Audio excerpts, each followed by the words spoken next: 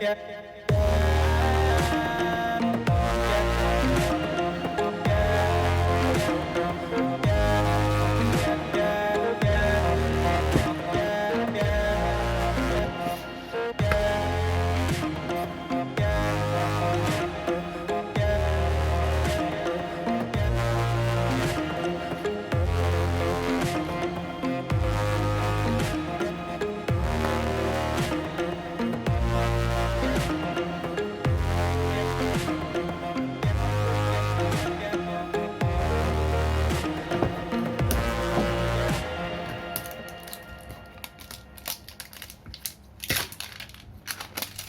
Coconut sugar एकदम 100% natural है और इसका टेस्ट भी बहुत अच्छा है। ये है ना, बहुत जल्दी डिज़ोल्व हो जाती है और इसका रेसिड्यू कुछ भी नहीं बचता है और बहुत बढ़िया है ये।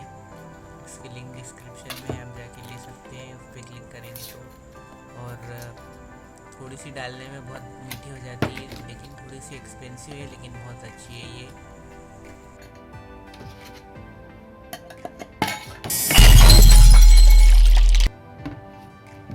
ये शुगर को रिप्लेस करने के लिए बहुत अच्छा सब्स्टिट्यूट है और ये इसमें आयरन विटामिन भी हैं बहुत सारे।